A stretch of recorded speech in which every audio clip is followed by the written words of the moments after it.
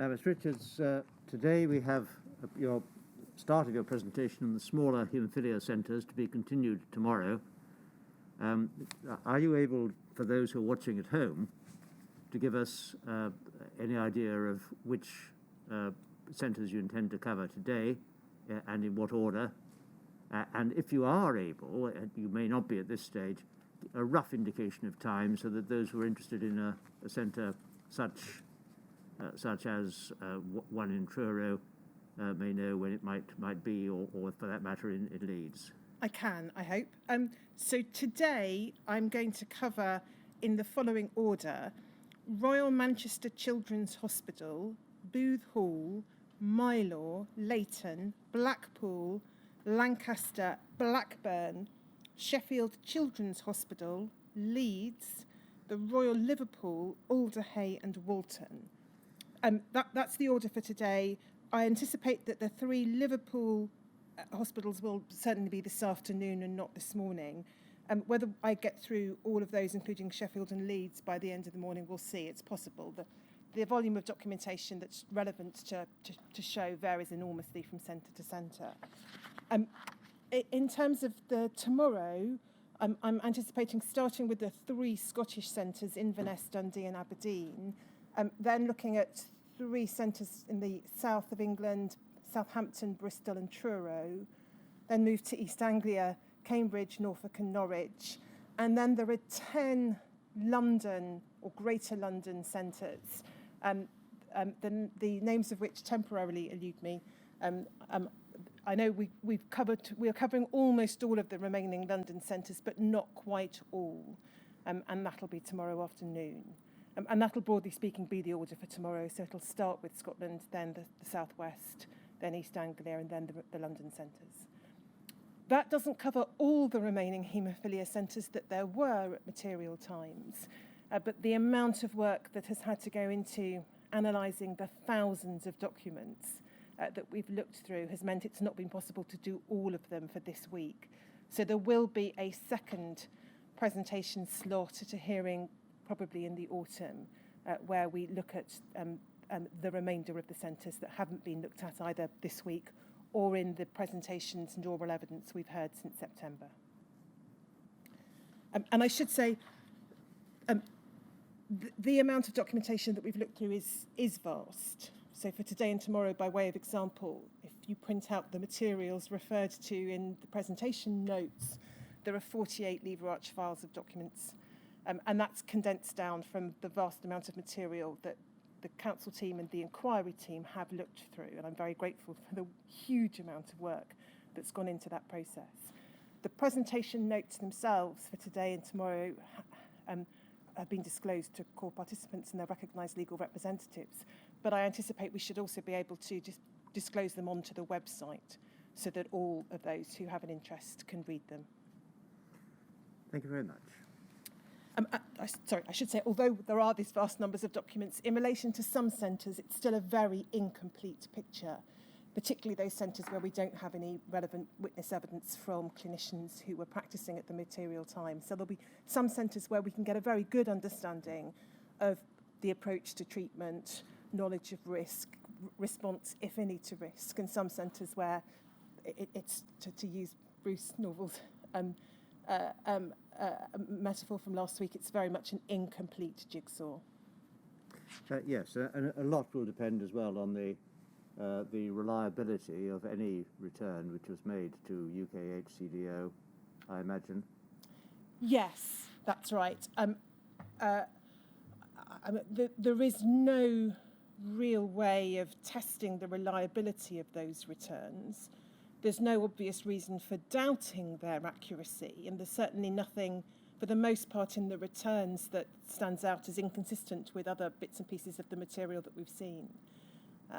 In relation to a number of issues, in particular matters about testing for HIV, provision of information to patients about knowledge of risk, or non-provision of information about knowledge of risk, how patients were told of their diagnosis, how they would treat it, the best source for that is likely to remain the individual witness statements from patients and their families.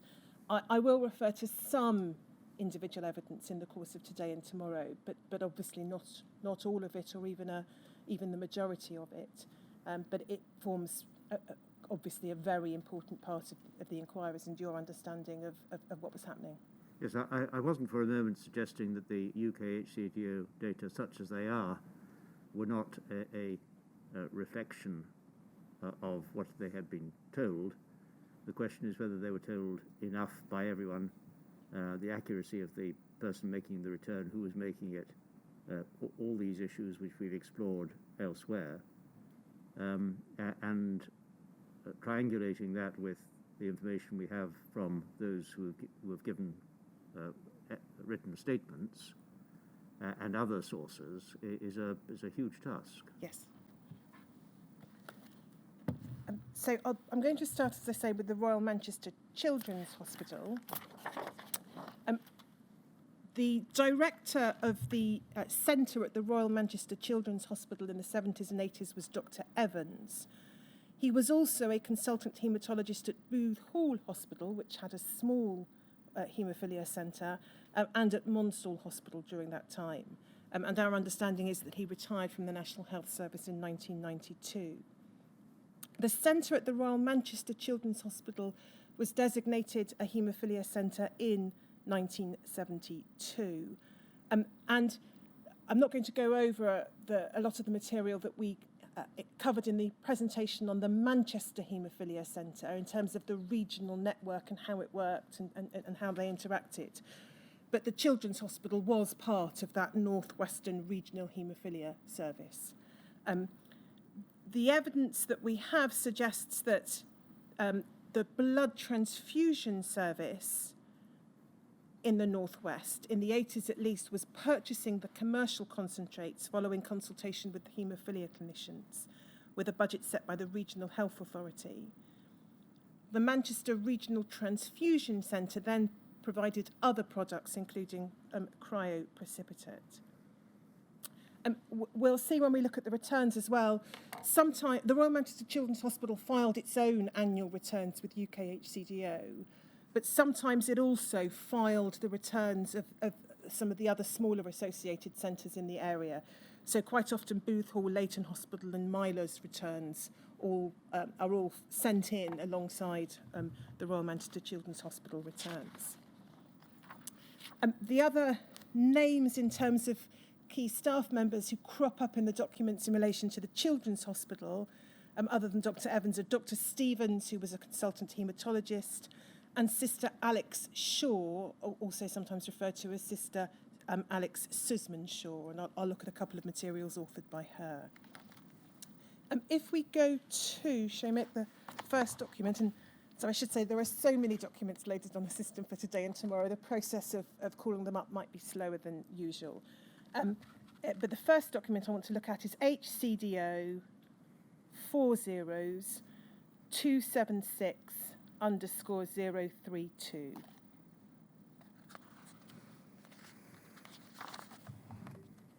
This is a document produced by the Haemophilia Society. It's a treatment survey undertaken in 1986, and it just gives a flavour of the role of or relative roles of nurses and clinicians at a number of centres. If we go to page 9,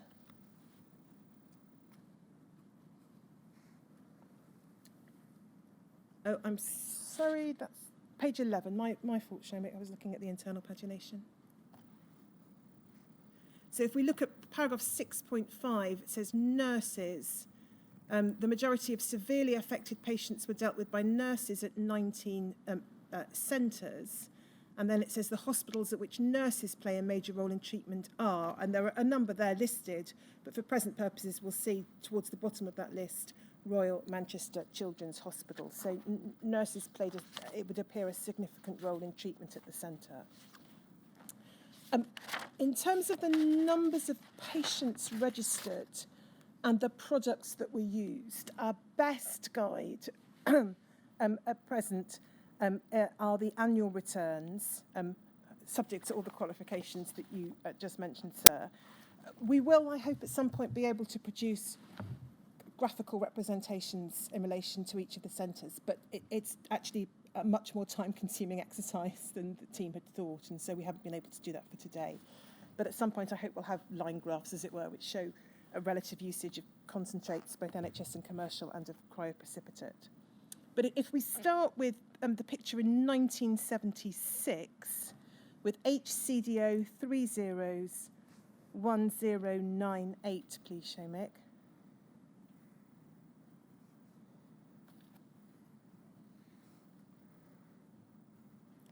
We have here the 1976 annual return.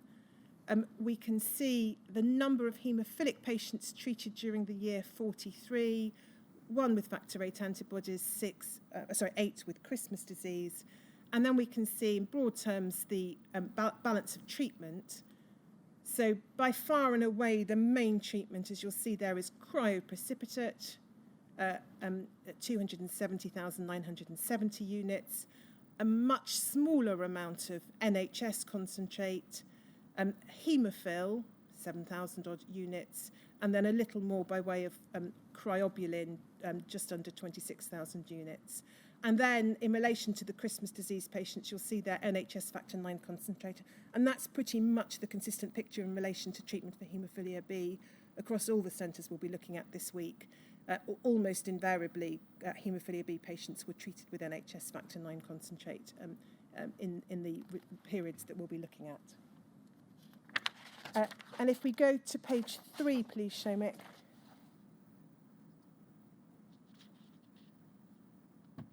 We can see there the treatment of patients with von Willebrand's disease, 7 patients treated, and again, cryoprecipitate, the predominant form of treatment, 18,480 units, but with a small amount of immuno also being used. If we move then to 1977, that's at HCDO 0001183.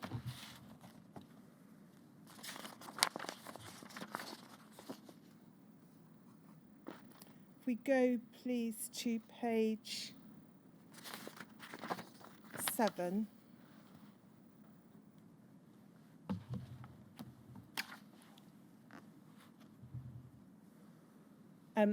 We can see there Royal Manchester Children's Hospital.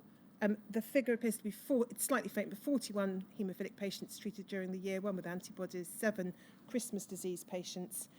And again, we can see the largest in terms of volume is cryoprecipitate, just over 250,000 units.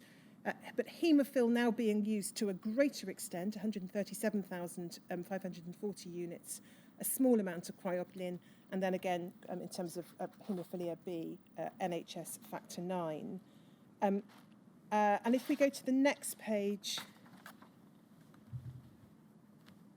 we can see there's a separate return for home treatment, and you will see from this that cryoprecipitate was used for home treatment, and the usage there, 30,240 units, although it's also right to note that the greatest volume is haemophil in terms of home treatment, 109,480 units, a small amount of cryobuline. But relevant to see that cryoprecipitate was in fact used at the Children's Hospital for home treatment in that period. Yes, so in percentage terms, it's somewhere between 25% and 30%. It looks probably is. I'm going to rely upon you for that. Well, yeah, this is just comparing the units. Yes, and then I don't think we have a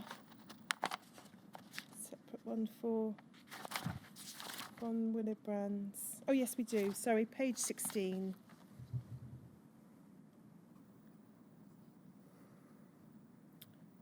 So we can see there the number of patients treated. It looks like a 5 converted into a 6. And then if we look at the whole page, please, Shomik, we can see it's mostly cryoprecipitate, but a smaller amount of Highland used for the treatment of those with von Willebrand's. It's not clear, I should say, from many of the documents we've looked at, why any commercial concentrate was being used for the treatment of patients with von Willebrand's, because a commoner picture to see is the use of cryoprecipitate alone. And in fact, if we can pick up, if we go to page 3 of this document, Seamus, you'll see, and we've seen this in relation to other centres, details of individual patients. Obviously, names are redacted, but we can then see the types of material used, and you will see that there are some patients who receive both haemophil and cryobilin. So those are the 2 ticks. If we look at the third row of patients, the 2 ticks there for third one down, for the 5th one down, and then for the 2 towards the bottom. And again, that's by way of example. It's not the case by any stretch of the imagination for all the patients. Some receive only 1. But it doesn't suggest any kind of consistent policy of adhering to only one type of commercial concentrate, still less any batch dedication system. We can then move to 1978. That's HCDO 301280.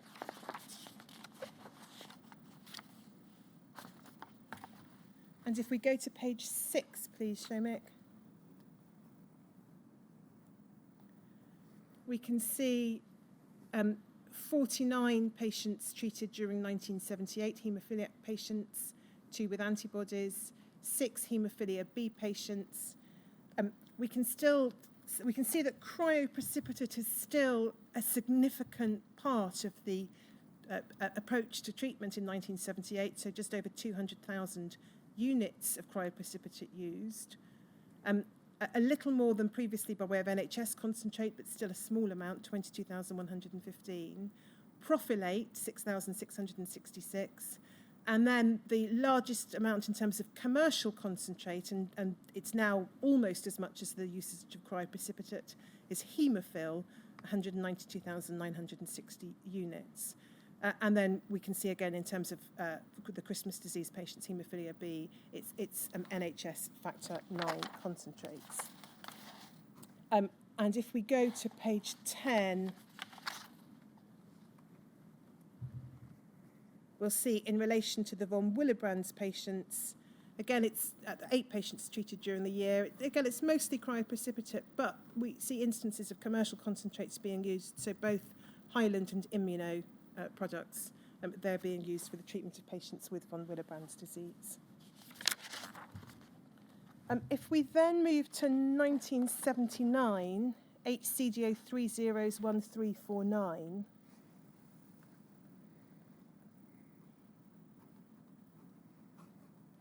this is the year in which we now see the distinct shift towards concentrates rather than cryoprecipitate being the predominant treatment.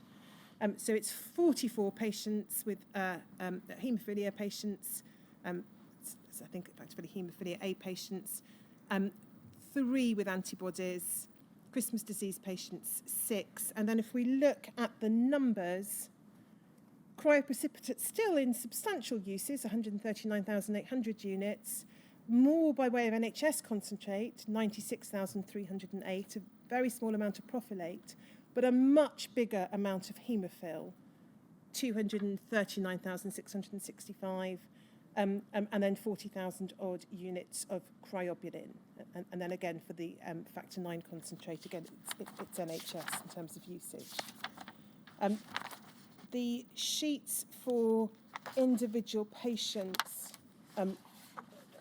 they're not necessarily complete, but they don't, for that year, show much by way of mixing of products. It is mostly, in fact, haemophil that the patients use. I think there's an indication of 1 patient who receives haemophil and cryobilin. In terms of von Willebrand's, we can see very limited. Oh no, that's Booth Hall. Sorry, I'm not sure whether I've got the page for von Willebrand's in this document.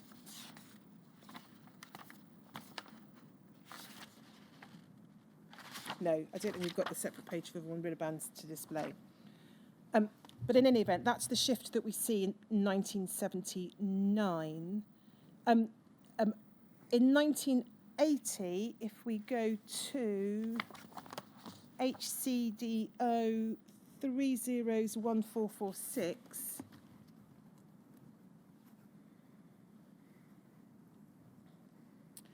It's slightly faint, so if we zoom in, it looks like it's 39 patients treated, haemophilia A patients, 1 carrier, 6 von Willebrand's patients. And then we can see that the form here, in terms of the annual return form here, distinguishes between hospital and home treatment. We can see cryoprecipitate being used now solely for hospital treatment for haemophilia A patients. The figure there is 115,750 units. Although if we look across to von Willebrand's, we'll see that cryoprecipitate is used. It's the sole form of treatment for that year, and it's used both in hospital and at home. We can see then NHS factor concentrate, relatively modest amounts, 5,200 in hospital, a little more for home treatment, 43,000 odd. Factor 8, so the Armour product being used, again, the amounts relatively small in terms of hospital, and then slightly larger, but not much larger, 12,240 units for home treatment.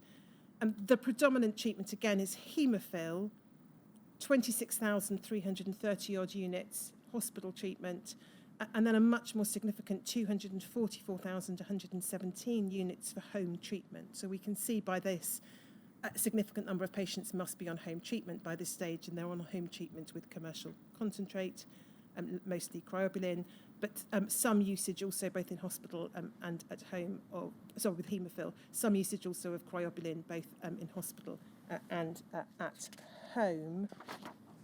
If we go to page 3,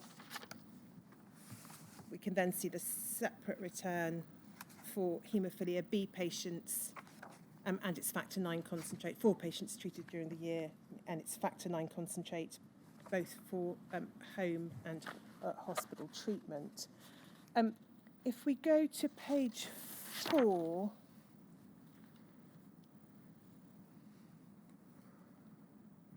again we can pick up the circumstance or the occasions in which patients receive more than one type of commercial concentrate or more than one type of factor 8 concentrate by looking at the ticks. So there are examples of patients receiving both the Armour product and the Highland product, as well as the Elstree product on this page. And if we go to the next page,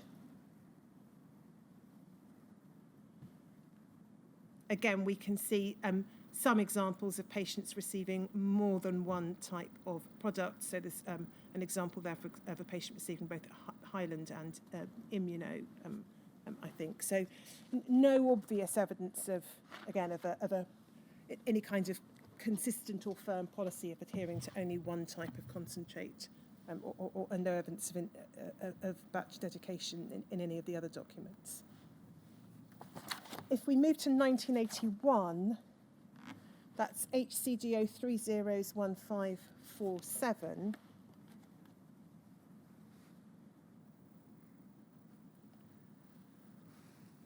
We can see number of patients treated, 37. Not quite sure what the significance is of the square brackets in terms of 45, unless that's giving totals. Carriers of haemophilia A1, von Willebrand's patients 8, or maybe that reflects numbers registered, I don't know, rather than treated. And then we can see cryoprecipitate usage. So in terms of haemophilia A, the volume of cryoprecipitate has come down, and it's only hospital, again, not home treatment, save for von Willebrand's patients, where we see a small amount being used for home treatment and a slightly larger but still quite small amount used for hospital treatment. And then we can see the figures in relation to the commercial concentrates. So there are 4 different commercial concentrates used at Manchester Children's Hospital this year. Factor 8, Co8, haemophil and cryobilin. We can see the largest figure now is for the Armour product, the factor 8, just under 41,000 in hospital, nearly 300,000 units used for home treatment. There's a smaller amount of Co8 for hospital and home treatment, 15,000 and 11,000 respectively. A fairly substantial amount, again, of haemophil, just under 38,000 hospital treatment, 118,687 units for home treatment, and a small amount of cryobilin, hospital and home.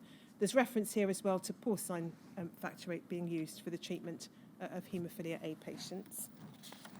If we go to page just one question about the demographic of the patients. I don't know if you'd be able to answer this or not, but this is a children's hospital. This is. So do we know what the practice was of transferring to adult treatment centres at what age? 16? We don't, sorry, I should say, I don't know without checking. We may know. I'd probably need to go back to the Manchester presentation, which was now some months ago, to double check whether we have that information. And that then leads on to the next question, which is, it may be impossible to answer easily, but within the range 0 to say 16, there will come a time, if a policy was being adopted of giving cryoprecipitate or phosphorescent plasma to those who were the youngest, at which they would switch to having some form of concentrate, either commercial or NHS or both, or a mixture. So what you would expect to see the cryoprecipitate usage being, if it's, say, so about a third, roughly, bearing in mind that children are smaller, the younger they are, the less product they're likely to need. And those are the two variables, it seems to me.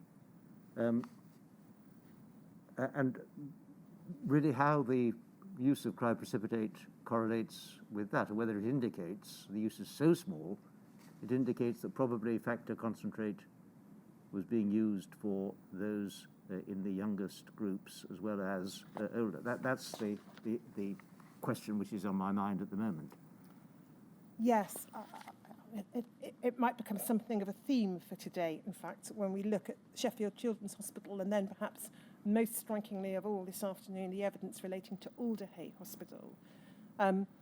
It may be, if we go to page 4, this isn't a piece of work we've done, but it may be something we can do. Sorry, page 4. Oh, do you?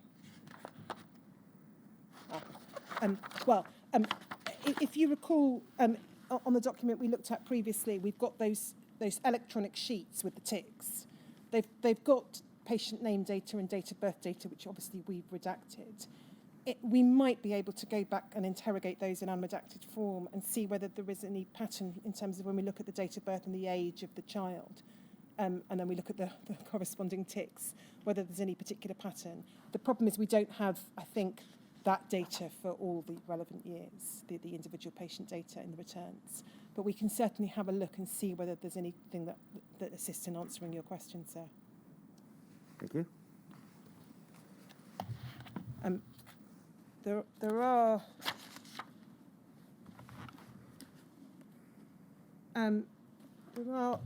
There's a further page. Chairman doesn't have it on the screen, so I'll just tell you what it is. We don't need to go to it. But we see, in relation to the haemophilia B patients for that year, the same pattern. Relatively small number of patients, 6 patients treated, and exclusively with NHS factor IX concentrate. So that was 1981. If we go to 1982, HCDO 301646.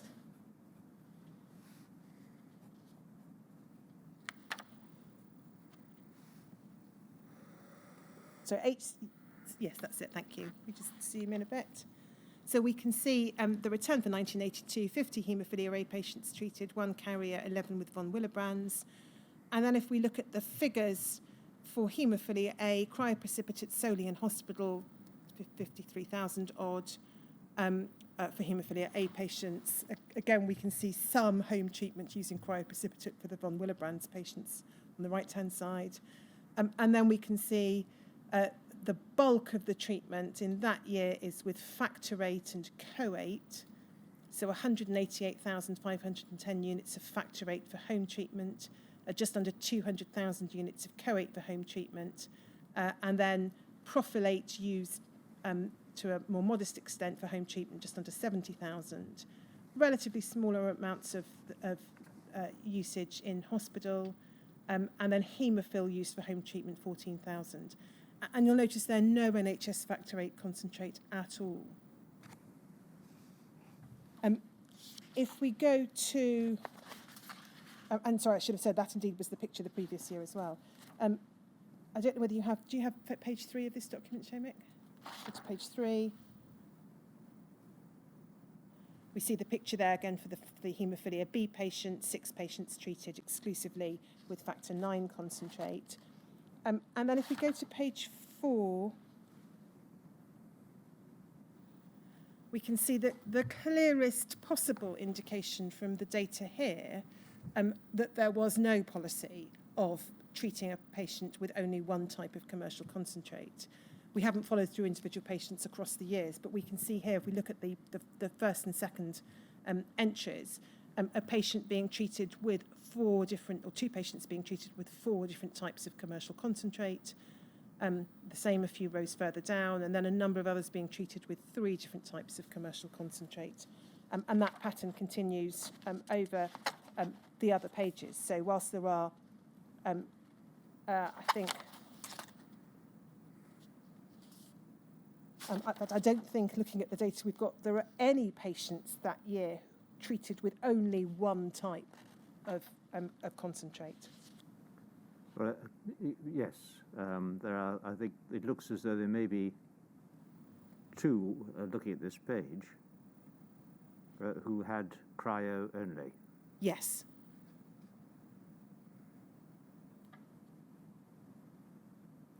That's right. I don't know whether we learn anything in particular in terms of the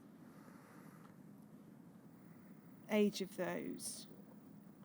If the date of birth is the year, the column to the left. Yes, so for the first patient treated only with cryoprecipitate, it looks like they were born in 1980, and the second is 1973. It tells you nothing very much, does it? It really doesn't know. And then I'm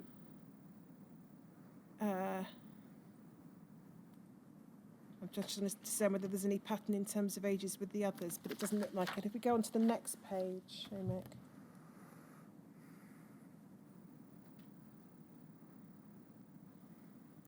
If we just look, for example, at the bottom of the page, we've got someone born in 1973, so that's 9 years old at this point in time, treated with 3 different types of commercial concentrate. As were a number of others treated on this. I think actually there is one patient at the top of that page treated with only one type of commercial concentrate. Yes, maybe we need to have a look at some of the ages and see whether there's any particular pattern that we can discern. So. In any event, that's 1982. If we then go to 1983, HCDO 301744.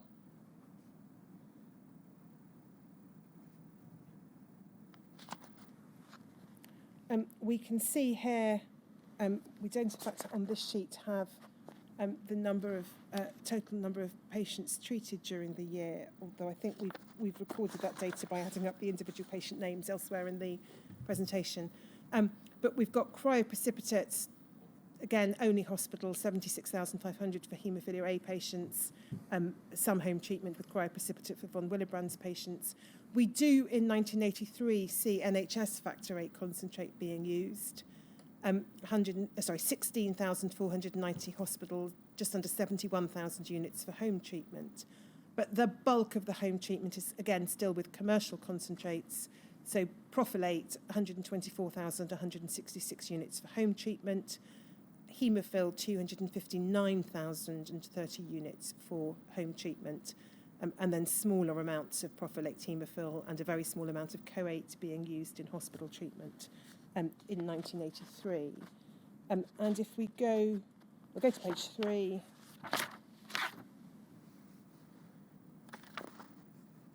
We see the haemophilia B patients again treated exclusively with NHS factor 9 concentrate. And if we then go to page 4,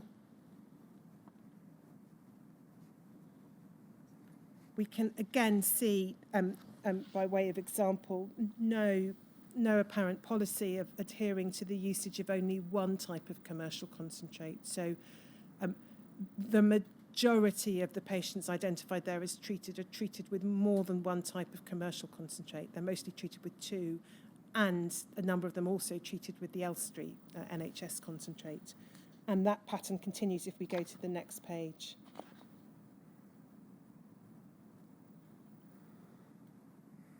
So we can see most of those for whom there are ticks, so most of those being treated with concentrates are treated with 2 types of commercial concentrate in that year. Some of them also receive cryoprecipitate, some of them also receive Elstree product.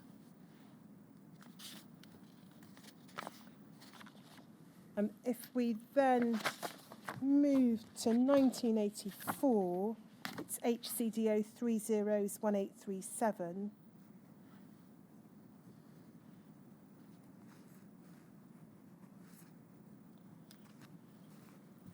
So we have 56 haemophilia A patients treated, 10 von Willebrand's patients treated. The volume of cryoprecipitates, I think, is 84,950, but again, that's exclusively in hospital, except for those with von Willebrand's, where it is used for home treatment. We can see that there is NHS concentrate used, a small amount in hospital, a larger amount for home treatment, 126,195 units.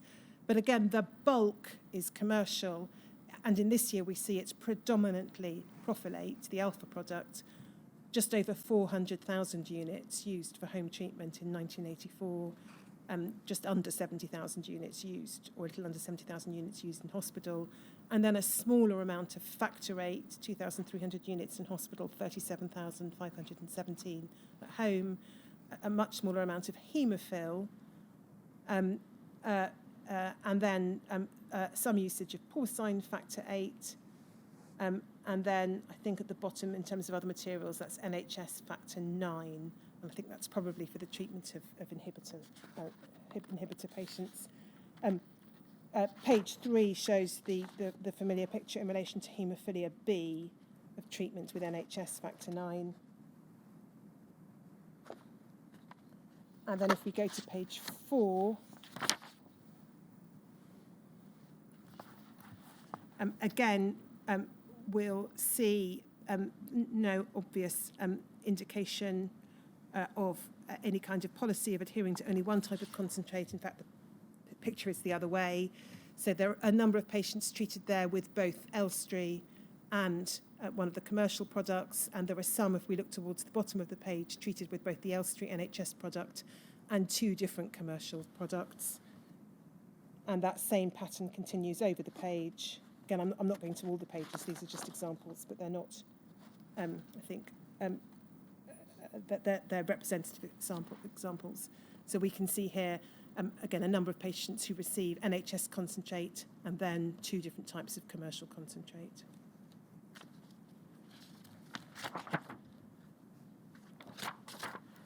And then, just to complete the picture by reference to 1985 and 1986, if we go to 1985 at HCDO 301930,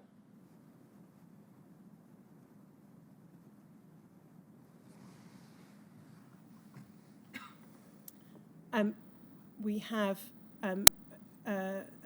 again, in terms of von Willebrand's patients' treatment with cryoprecipitate. And then in terms of haemophilia A patients, the bulk of the treatment is with NHS factor 9 concentrate, prophylate, and coate. So coate for that year, and it may be this is the heat-treated coate, but the returns don't distinguish. It's 286,860 units in home treatment. It's 196,000 odd units of prophylate and 180,000 odd units of NHS factor 8 concentrate used for home treatment, and then smaller but not insignificant amounts used in hospital. Now, you went down on the transcript there as having said the bulk of the treatment for haemophilia A in this year was factor 9 concentrate. That's plainly if it was what you said, then it's not accurate. You meant factor 8. It may simply be a misrecording, but it better be corrected. Yes, and if we go to page 3, we can see the picture in relation to factor 9, because here we see for the first time the use of commercial factor 9 concentrates, and that may reflect the introduction of heat-treated commercial factor 9 concentrates. So both NHS and commercial factor 9 being used in 1985. And then finally, in terms of the annual returns, 1986 is at HCDO 302027.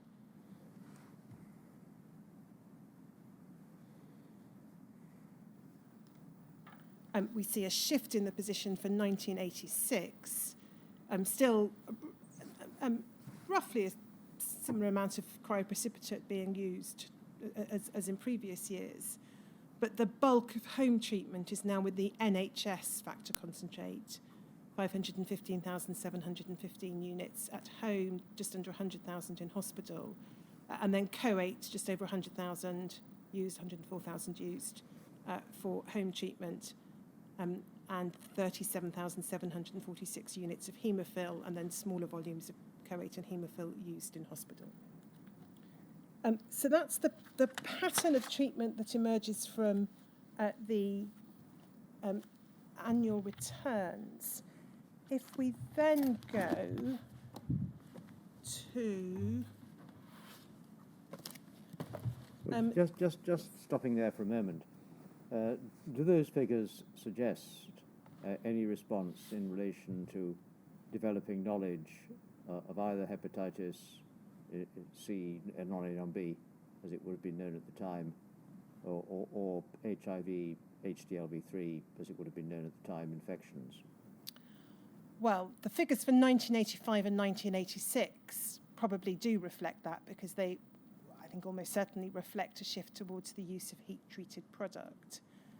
Prior to that, there's no obvious inference arising from the annual returns of any particular policy or approach to product usage being shaped by reference to what was or should have been known about the risks of either hepatitis or HIV. And the pattern that you've demonstrated appears to just echo the trends of the previous years and developing it a bit further. Yes, precisely. Just in terms of other bits and pieces of information about the approach to product usage, other than what we see from the annual returns, if we go to WITN 0553001,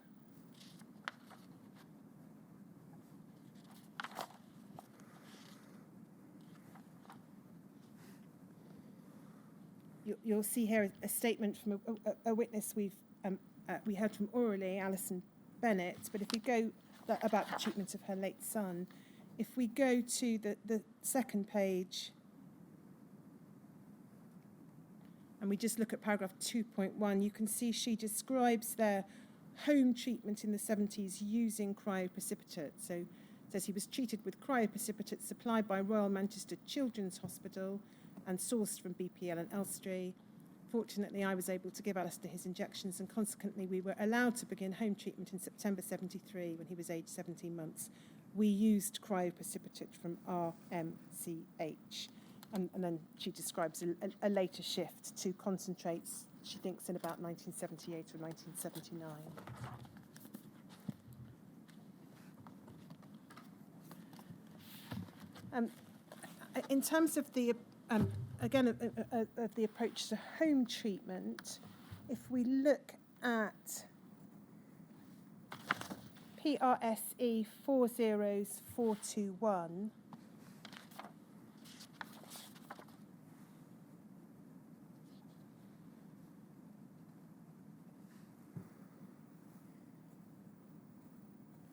these are notes from a seminar called Haemophilia Today, held in Manchester in 1978. And if we turn to page 5,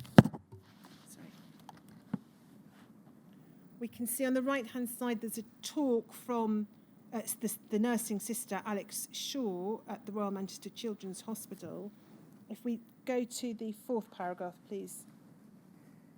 You can see it says, a home therapy programme began about 5 years ago, so that would be around 1973, which is consistent with Ms Bennett's recollection, with children up to the age of 16 or 17 years. Out of about 104 haemophiliacs registered, so this is now as at 1978, 22 are on home therapy with another 6 in training. 10 of these 22 patients are very severely affected. And then Mrs. Shaw is recorded as describing the benefits of home therapy, largely not having to have numerous visits to the hospital, and that being advantageous both for children and parents. And then bottom of the page,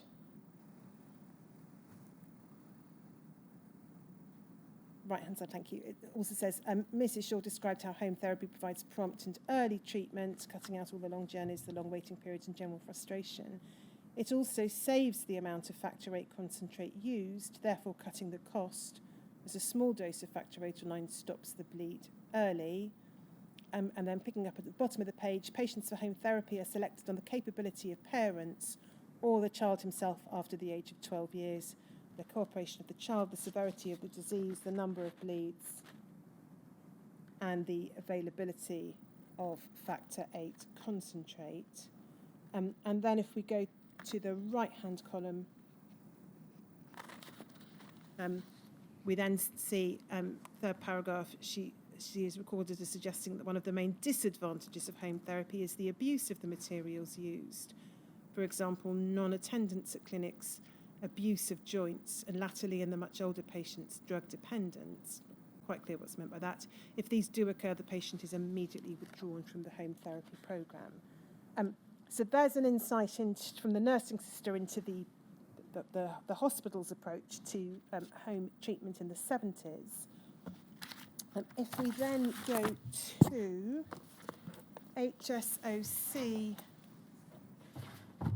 0022606, we have a document authored by Dr. Evans. So we can see it's the same year. This is November 1978. Dr. Evans' name is on the last page of the document. It's a document about home treatment. So anti-haemophilic factor is produced from human blood, costs the NHS about 12p per unit.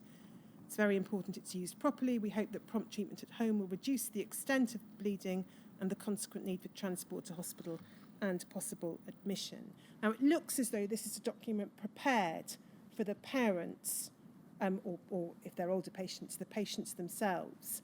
And we can see that from the way it's formulated. So paragraph 2, for the following bleeds, you should consult the hospital and administer treatment at home. Paragraph 3, for the following bleeds, you must administer treatment and attend hospital without delay. And then if we go a little further down, if there's any doubt about what to do, always consult us. And then it talks about what will be in the pack. If we go over the page,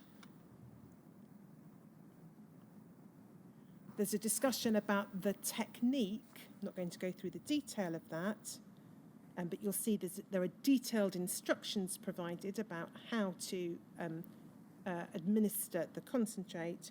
And then if we go to the third page,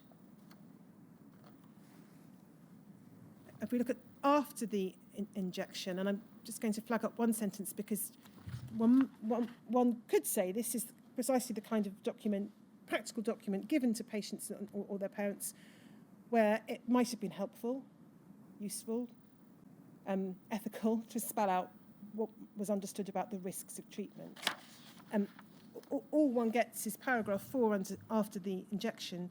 Used syringes and needles should not be put in the dustbin. They could infect anyone emptying the bins. So that's the sum total of the hint about the risks. If we go also to another document, this time authored by Dr. Evans and the nursing sister from 1979. It's HSOC 0022546.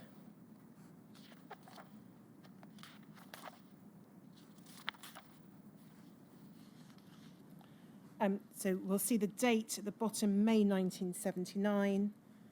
It's from the Children's Hospital. It's called An Introduction to Haemophilia. If we go over the page, and I'm not going to go through the detail of it because it's more notable for what's not in it rather than what is. So we can see Introduction to Haemophilia. There's a heading Inheritance, which talks about the genetic origins of haemophilia. If we go to the next page, under the heading School and Haemophilia, if we just go, that's it, thank you. I just wanted to draw attention to something which might resonate in light of some of the evidence we heard last week. The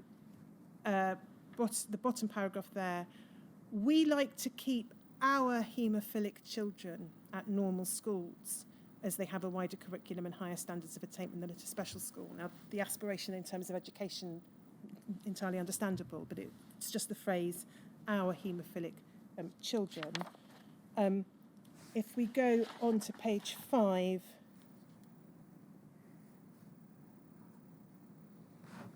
there's a short mention of home treatment. Go to the bottom half of the page. Some patients are on home treatment. This means the injection is given at home by the parent or the child himself. We hope in time to have all our severe cases on home treatment. And the question of whether older boys could give that treatment at school. And then a reference to prophylaxis. Some children may be able to have an injection to provide cover for a day or so for an important examination or to tide them over a period when bleeds are particularly troublesome. So some usage of prophylactic therapy, it would seem, identified there. Again, the document doesn't have anything in it which addresses the question of what the risks of treatment might be. It's not entirely clear to whom this document was addressed. Well, it may be the school, might it? It may be. Given perhaps they might be allowed to inject themselves at school. Yes, it may be. It may have been intended as as teaching material. We don't know.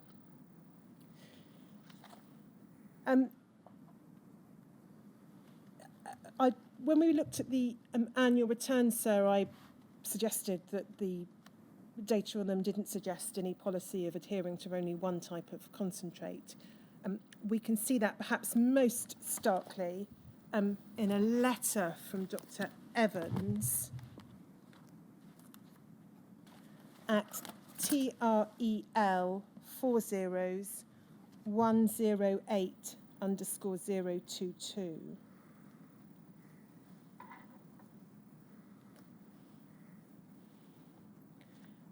It's a letter from Dr. Evans to Dr. Arenstam at Trelaws, and it's referring to a specific individual. It says in the third line, we used to use Haemophil, presently using Factor VIII and Haemophil for our home treatment patients. I do not think it matters very much which project you use, so long as the boys realise that they may need to change their concentrate from time to time. So it would appear the opposite of a policy of adhering to only one type of concentrate.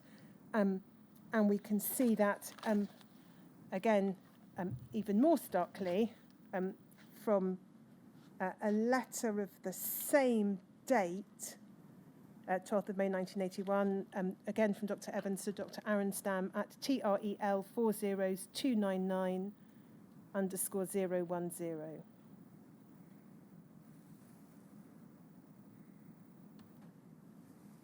This is about a different pupil. It says, we used to give the pupil predominantly haemophil for home treatment, but I do not have any particular choice which product you use. I think it is sensible for the boys to realise that the product may need to be changed from time to time and not to become too dependent on one manufacturer's concentrate. So again, it would appear the opposite of a policy of restricting patients to single manufacturers or batches. There are some other references in the documentation to a degree of prophylaxis as well, an element of prophylaxis in the home treatment programme. If we then look at HSOC 0002894,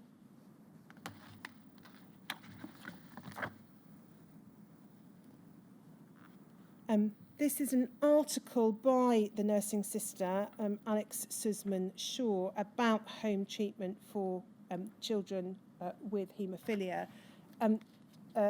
It's dealing with it more generally rather than exclusively looking at Royal Manchester Children's Hospital, but was written in her capacity as the nurse specialist in haemophilia at that children's hospital.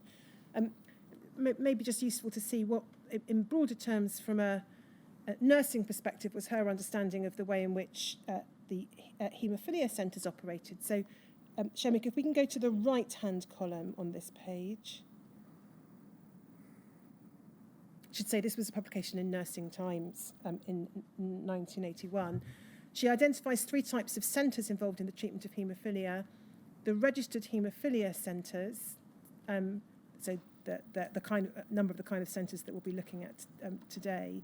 And then the reference centres adopt an advisory role towards the haemophilia centres. So again, that's her understanding as nursing sister of the role of the reference centres. And then point 3, the associate centres. And again, we'll be looking at a number of associate centres today and tomorrow. And then if we go towards the bottom of that column, she says, we began our home treatment programme about 6 years ago. I think the evidence is probably that it's a little earlier than that. And at our centre, we deal with children up to the age of 16 and 17 years. So that at least indicates when they passed into the adult care, presumably of the Manchester Royal Infirmary. And then if we go over the page, right-hand column, she talks about the storage in relation to concentrate, so ease of storage of factor concentrates. It could be stored in a fridge or in a cool room. There's not the problem of immediate fridge or freezer storage, and this can cut the cost to social services and other bodies in providing monies, particularly for a freezer in order to store cryoprecipitate, which was the product used before the introduction of the freeze-dried factor concentrates now used more widely for home treatment. So there, as it were, a money-saving or practical advantage to using concentrates rather than a cryoprecipitate for home treatment. You wouldn't have to spend monies on providing a freezer. And then if we go to the next page, right-hand column towards the top of the page, again, we see the phrase our haemophiliac children. It's the policy of our department to try and keep our haemophiliac children in normal schools. And then if we go to the next page,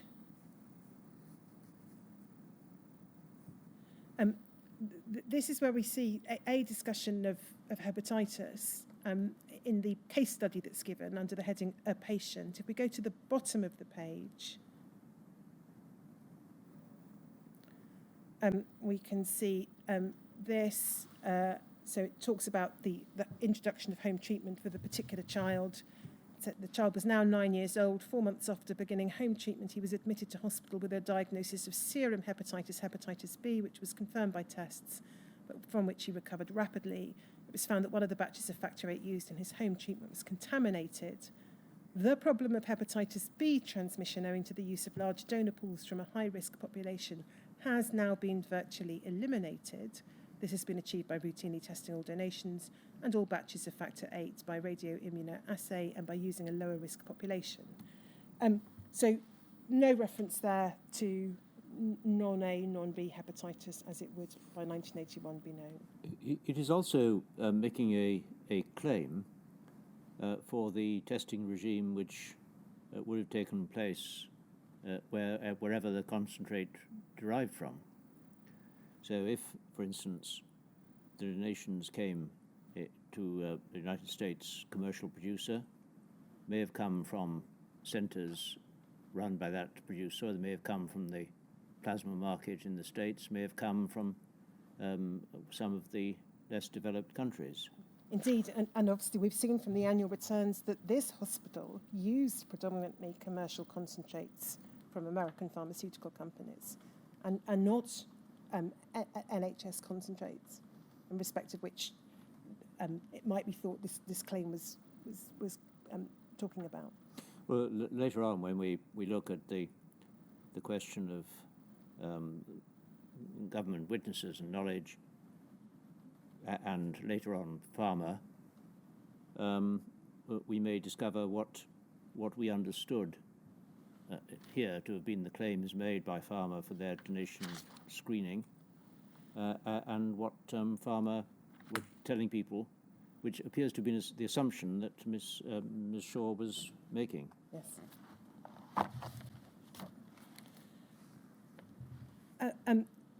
So then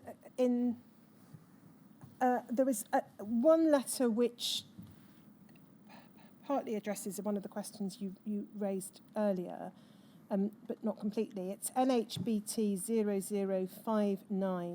0059262_006.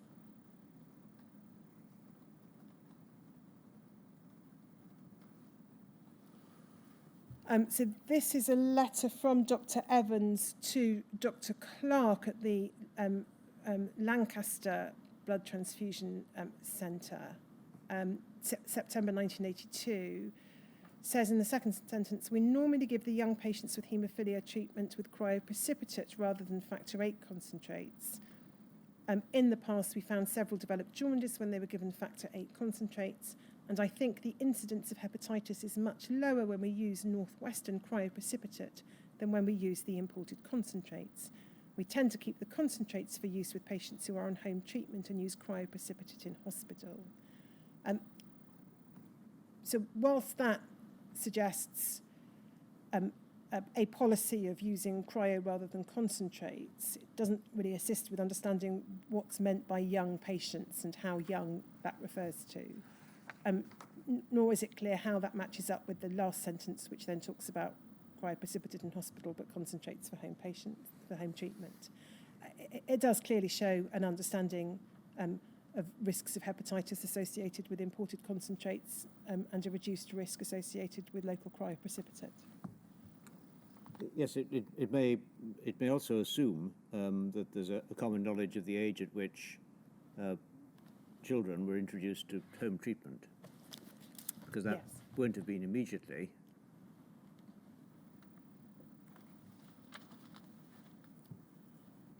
And then if we look at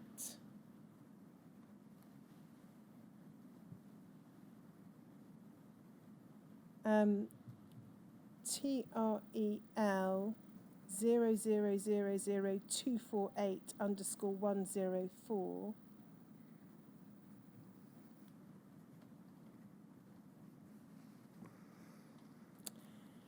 This is, again, a letter from Dr. Evans to Dr. Arenstan Trelaws. It's October 1982.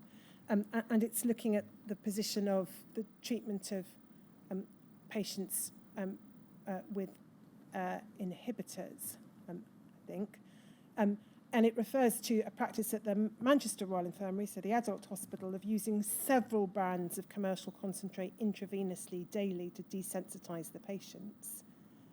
And I think we looked at that issue when we did the Manchester presentation.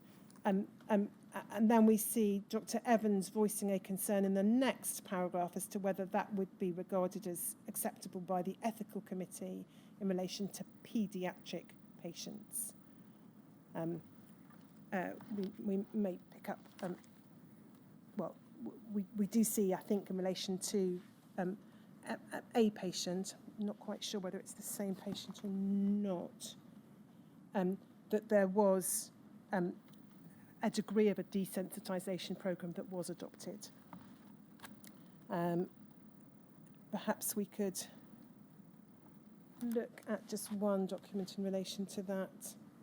It's at TREL 40248_095.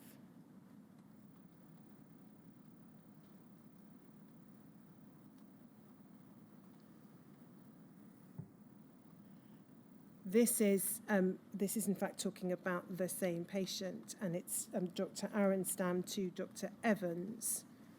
It's July 1983.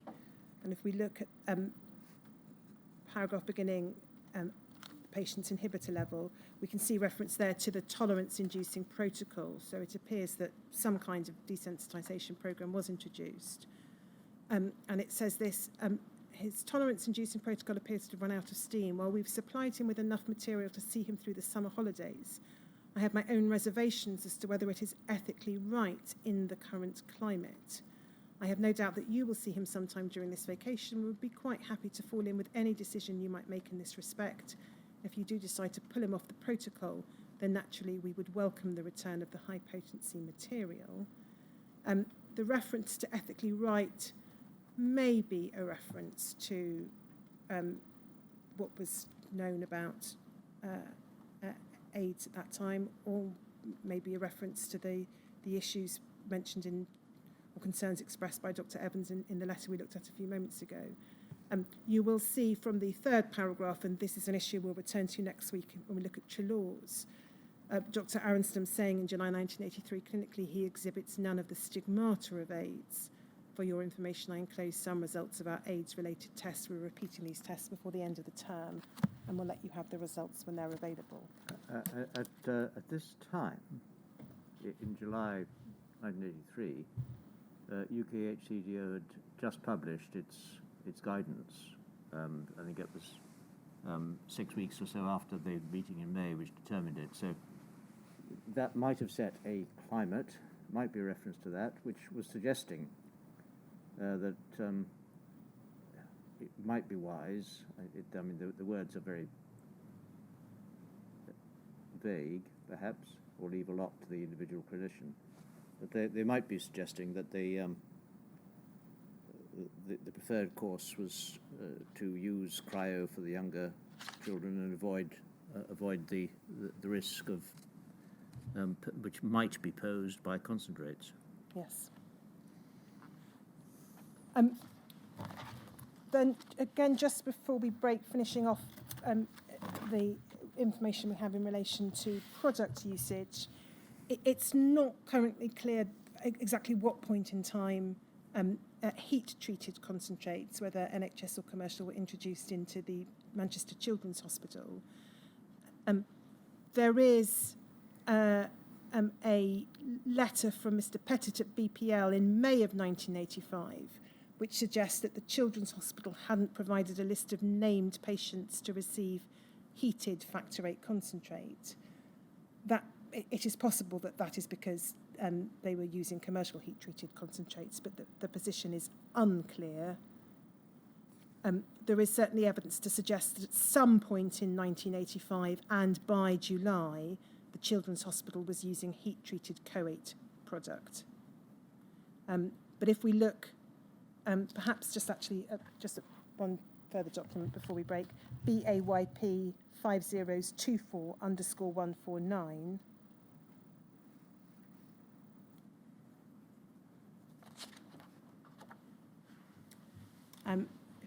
So we can see it's a Cutter report, March of 1985. If we go towards the bottom of the page,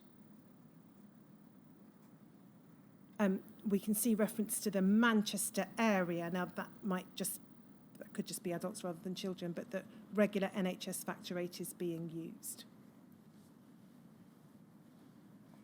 And by which we understand that to mean unheated factor VIII being used.